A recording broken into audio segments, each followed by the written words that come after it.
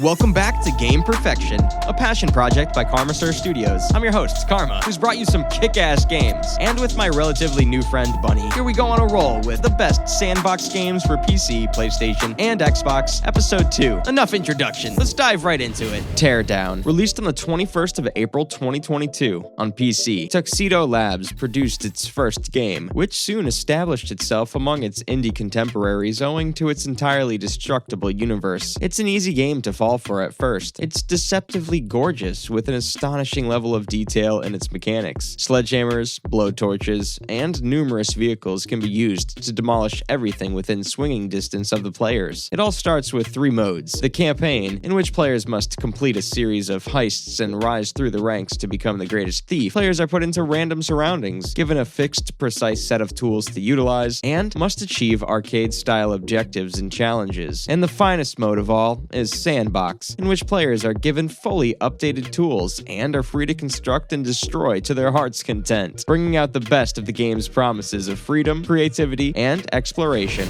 Car Mechanics Simulator 2021, released on the 11th of August 2021 on PC, PlayStation, and Xbox. This game requires users to establish and operate their own vehicle repair shop. Since 2014, Red Dot Games has been developing its automobile simulator series, with each iteration attempting to bring more realism and diversity. This version doesn't bring much new to the table, but the enhanced graphics and a few additional items make for a nice upgrade for series enthusiasts. You'll be running your own auto garage, accepting tasks, and repairing vehicles that will gradually become more challenging as time passes. As the player advances, you'll be able to enhance their garage with nicer workstations, a paint shop, and a vehicle wash station. It aims for realistic graphics in its gameplay, and having a basic understanding of how automotive components are disassembled and rebuilt is really beneficial. In the main game, there are over 4,000 plus distinct pieces to work on and over 70 automobiles to customize. All of the new items and graphics will be a pleasant addition to returning gamers and a great place to begin for newcomers.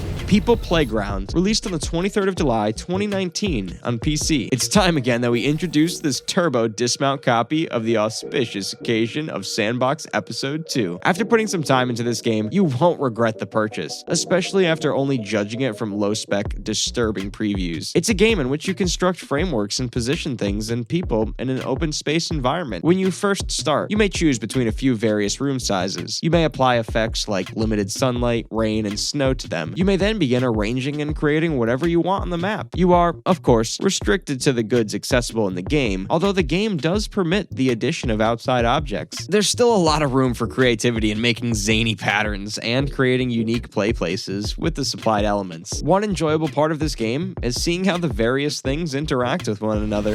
Space Engineers, released on the 28th of February 2019 on PC and Xbox. What began as a budding open-world survival sandbox has soon evolved into one of the most complicated and detailed sandbox applications available. Following updates and DLC, the game has gained new landscapes, scenarios, and building parts, giving players more opportunities to let their imaginations run wild. At first sight, it appears to be your typical crafting survival game. You must mine for materials, keep an eye on your survival meters, and construct structures and new machinery in order to manufacture more items. However, it distinguishes itself from its contemporaries by providing a surprising amount of depth and creative potential. It has a volumetric-based physics engine, which implies that blocks, structures, and almost everything else in the game has their own mass and weight in relation to their size and other criteria. Aside from its creative complexities and variety, it provides players with a vast sandbox in which to explore and create. These aren't small sandboxes either, apparently reaching 1 billion kilometers in diameter, which is a lot of space. The Forest, released on the 30th of April 2018 on PC and PlayStation. This open-world sandbox survival game explores issues such as abuse, cannibalism, and tribal conflicts. It places you in the shoes of a father who has crash-landed on an unknown island. Your mission is to live long enough to discover your son and the other passengers aboard the plane. Not only do you have to deal with your hunger, thirst, and stamina, but violent cannibal tribes are also wandering these woods. Instead of a standard crafting menu, you're given a large blanket that reveals all of your inventory goods. The crafting region is in the center of the blanket, where you drag various materials to combine them into something better, making the creation process feel more intimate. A multiplayer mode is available for those looking for co-op fun. The mode essentially breaks the game, putting the odds significantly in your favor while facing off against enemies. But that doesn't stop it from being entertaining, as you and your companion can get up to a variety of dark yet wacky shenanigans while you play around. Just don't expect to be as terrified.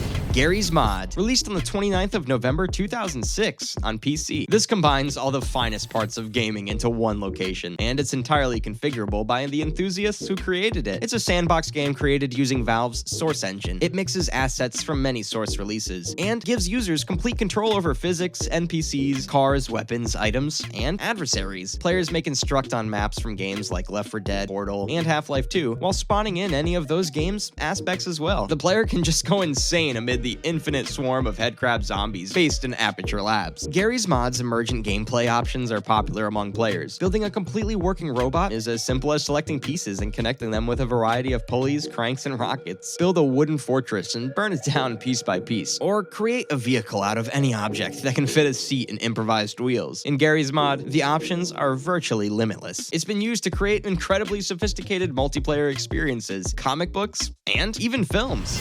Stardew Valley, released on the 26th of February 2016 on PC, PlayStation, Xbox, and Switch. This farming sim RPG has a comfort factor that you won't find in many other games. The music, which varies with the seasons, wonderfully complements the mellowness of the 16-bit countryside village, and all of the things that provide both tranquility and excitement. This agricultural adventure has a lot to offer, whether you want to farm, fish, fight monsters, create, mine, become everyone's closest buddy, or do a little bit of everything. The 5 new farm maps provide players with more emphasis than when Stardew Valley was initially released. Farming, fishing, foraging, mining, and warfare are all encouraged in the various farm designs. Every season has its own entertaining pace, which is influenced by the changing weather, crop varieties, NPC schedules, birthdays, fish, and fun events. Each season lasts 28 days. Thus, finding out how to effectively spend them becomes increasingly difficult as each in-game year passes. The amazing multiplayer option is the icing on the cake for this wonderful agricultural RPG. Kenshi, released on the 6th of December 2018 on PC. This is a free-roaming squad-based RPG that emphasizes open-ended sandbox gameplay elements over a narrative tale. Kenshi has no such regimentation, no real sense of planned conduct, simply a ragged network of nasty systems, so many that they occasionally tangle, fumble, and collapse into ridiculousness. But Kenshi has a frigid order about him, a formidable depth that is as magnificent as it is unyielding. After forming your squad of up to 6 beginning characters, you're abruptly dropped into a massive post-apocalyptic landscape that looks like Mad Max meets feudal Japan. You can recruit additional individuals to control, exactly like your initial characters. If you like, you can have many squads in different regions of the world, or you can teach new members as farmers and laborers to construct a self-sustaining village. It's massive, morally corrupt, and cryptic enough that you'll be decoding it for a long time. This game has got a frightening amount of depth to it.